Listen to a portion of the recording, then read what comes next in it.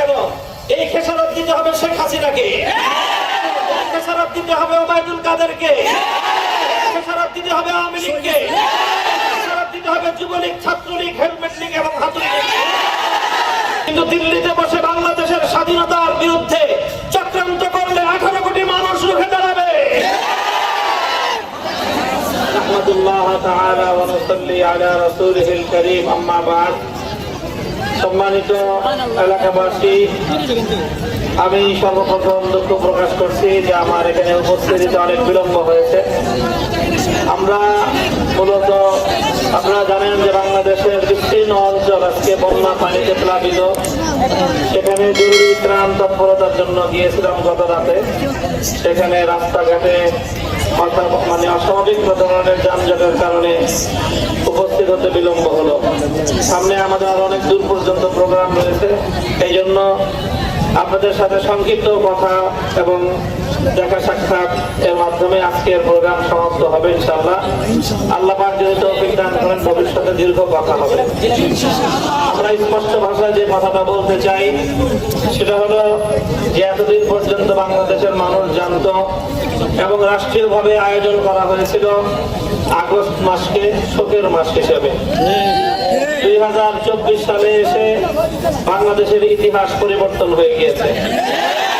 2024 সালে বাংলাদেশে এক নতুন বিপ্লব সংগঠিত হয়েছে।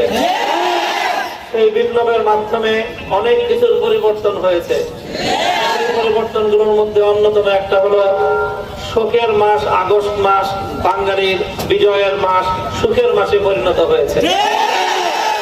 স্পষ্ট ভাষায় আমরা বলতে চাই যে এই 5ই আগস্টের বিপ্লব এটি বাংলাদেশের স্বাধীনতাকে পূর্ণাঙ্গতা দেওয়ার একটি অন্যতম মাইল ফলক।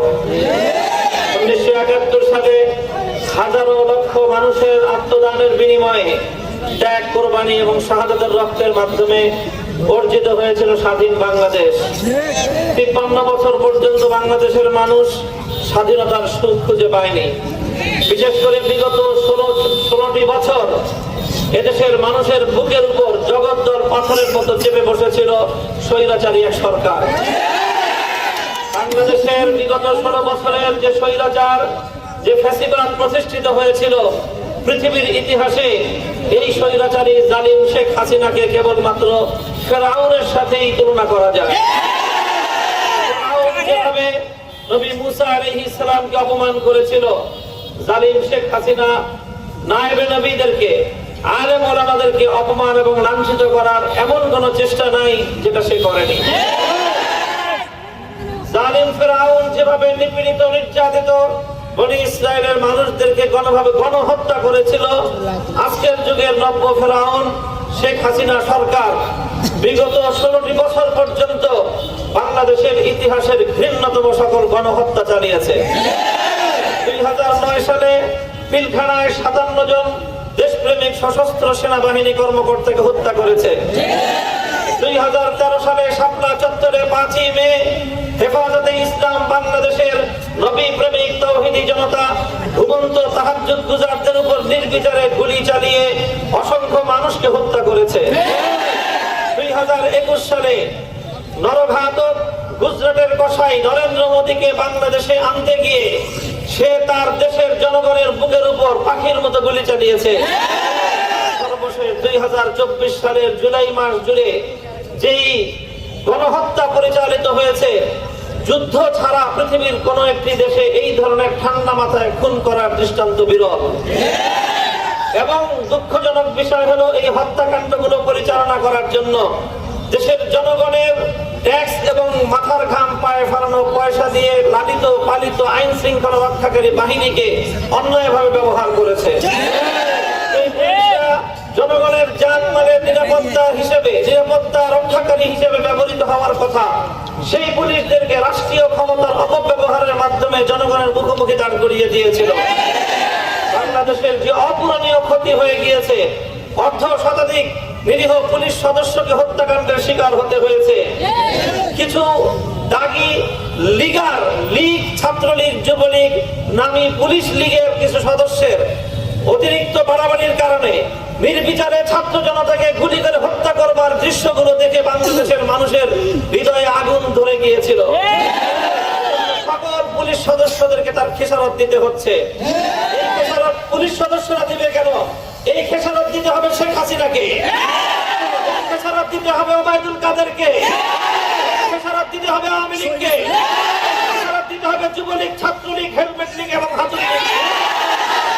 আমরা পুলিশ ভাইদেরকে বলবো, আপনারা কাজে নামেন, আপনারা দেশের সেবায় নিয়োজিত হন। আর আপনাদের নিরীহ যে সকল নিরপরাধ পুলিশদেরকে হত্যাকাণ্ডের শিকার হতে হয়েছে, তার জন্য শেখ হাসিনা এবং তার দোসরদের বিরুদ্ধে হত্যা মামলা দায়ের করুন। শেখ হাসিনা বাংলাদেশ থেকে পালিয়ে গেছে। বাংলাদেশ থেকে পালানোর জন্য বাংলাদেশ 1 ইঞ্চি মাটি শেখ হাসিনাকে ব্যবহার করার সুযোগ দেয়। আকাশে উড়াল দিয়ে দিল্লিতে নরেন্দ্র মোদীর কোলে গিয়ে পড়েছে। সেখানে আশ্রয় গ্রহণ করে এখন সেখান থেকে বাংলাদেশের স্বাধীনতার বিরুদ্ধে ষড়যন্ত্র করছে। স্পষ্ট ভাষায় বলতে চাই, ভারত সরকার কতদিন শেখ হাসিনাকে রাখতে পারবে সেটা আন্তর্জাতিক আইন আদালতের ব্যাপার, সেটা আমরা কিছু বলবো না।